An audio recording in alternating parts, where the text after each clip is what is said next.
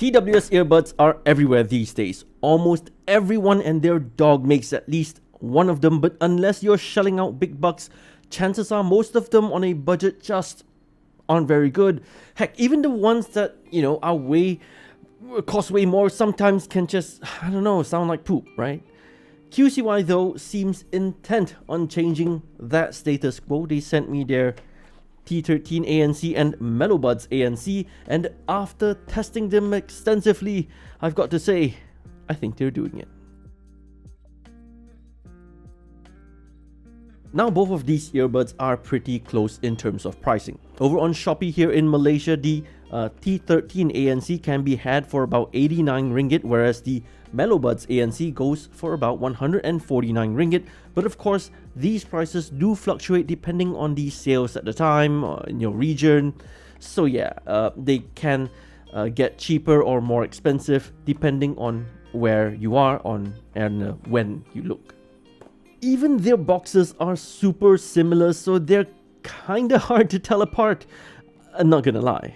They both come with replacement ear tips and a manual and a short A to C charging cable. The models that I have come in white because I think that it looks more premium, but they're also available in black if you prefer that.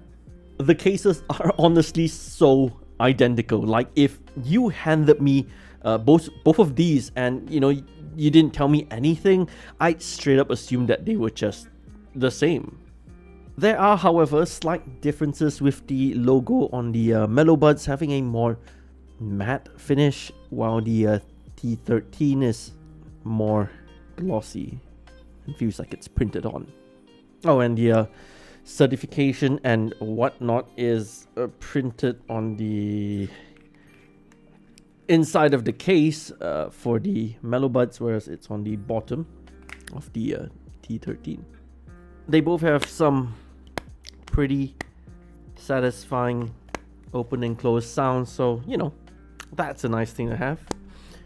Obviously not that important, but just kind of feels good, And actually the T13 sounds a bit nicer.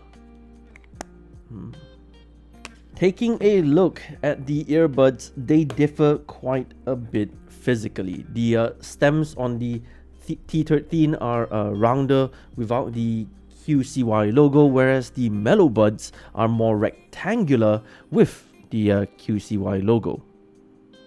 And the pairing process seems to only start the moment you lift the earbuds off the case, not when you open the case. To get the most out of these earbuds, you should install their accompanying app, which you can find the QR download link for inside the manual as mentioned earlier, which is in the box. English translation in the app isn't the best, but it gets the job done, so I'm not gonna harp on that too much. Once you're paired, you can see the battery life of the earbuds, unfortunately not the case as well, and of course you can do things like set the equalizer, noise cancellation levels, and other settings like gestures. Unsurprisingly, these earbuds of course don't just differ aesthetically, so let's start with the Melobuds. They use 10mm graphene coated liquid crystal polymer diaphragms on their dynamic drivers, which probably doesn't mean that much for a lot of you. Heck, even for me, I had to Google on that topic, but it has informed me that they should bring improved distortion and sound quality versus just your standard diaphragms. Putting them on, you can immediately hear the world around you quiet down, meaning that they've got a pretty good fit on my ears, and there is a decent amount of passive noise cancellation. The interesting thing about these earbuds is that rather than really needing to stick into your ear canals to get a pretty good seal, they seem to be able to do just that by sitting right outside it, making them more comfortable to use than the typical earbuds. You get quite a lot of granularity when it comes to ANC levels with the Melobuds, but disclaimer here, it doesn't seem to work on my phone that runs on Android 14, but it does however run on my friend's that is Android 13, and he says that it works pretty well. So yeah, I'm not too sure what's up with that. And this is a little bit of a microphone test on the Melobuds, and also a little bit of an update for you guys that I actually managed to get the transparency mode working on my phone after a software update. Turns out it was a software problem on my phone.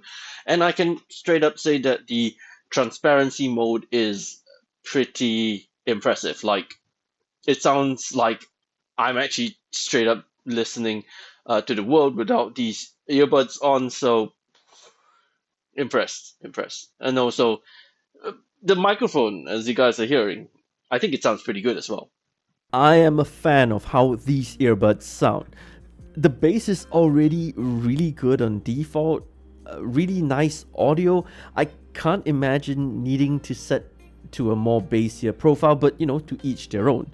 Personally, I prefer rock on the equalizer as it accentuates the trebles while also slightly boosting the bass a bit more. As someone who really enjoys their EDM, your Andrew Rayels, Nifra, Armin, Paul van Dyk, I have to say, music with these earbuds really are a treat. I find myself just able to close my eyes and just get lost in the music. I mean, they're comfortable, so they don't bug me even with long listening sessions. And yeah, I really enjoy using these. You get about 7.5 hours of listening with a single charge and about 30 total with the case, and they use Bluetooth 5.1 unfortunately, and not Bluetooth 5.3. We move on to the cheaper of the two, the T13 ANC. Interestingly, they actually do feel more comfortable to put on, even if ever so slightly. Yeah, I'm not sure what's up with that, but I mean, comfort is a pretty subjective thing, your unique ear shape and all that. You get less ANC options in the app, just one with the ability to dial in the strength, but just like the Melobuds, none of them seem to work on my Android 14 phone, but work with my friend's Android 13 phone, so I mean, that's a bit of a strange one. And you guys are now hearing to what I sound like on the T13 ANC. Looking at the spectral graph, immediately I can tell that it sounds a lot louder. I seem to be peaking a lot more. So, I don't know. Tell me what you guys think. Which one do you prefer, right? These still use 10mm dynamic drivers, but with what QCY calls biodiaphragms. Apparently, it improves responsiveness and durability, but perhaps a notch below that on the Melobuds. These sound pretty distinct to the Melobuds. They're darker. They've got less treble, less clarity. The bass seems to be a bit more muddy, out of control, and they're definitely feeling a little bit more closed off. They don't have that nice wider soundstage. That said though, if I wasn't comparing these two side by side like this, I'd say that these still sound pretty good. Not amazing, but still pretty good.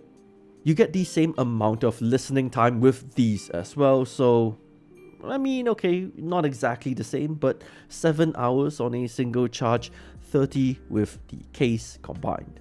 They also run on Bluetooth 5.3, so that's a bit of a leg up on the Melobuds.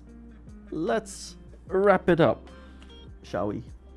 I talked about it earlier, but in case you missed it, the T13, wait, this one costs 89 ringgit while the Melobuds cost 149. Of course, these prices will fluctuate depending on your region, sales, etc. If you've got the budget for it, I can confidently recommend the Melobuds. They're definitely one of the best sounding earbuds that I've tested, and they're also pretty up there in terms of comfort as well. If that's too much for you, then the T13 is still a pretty good option.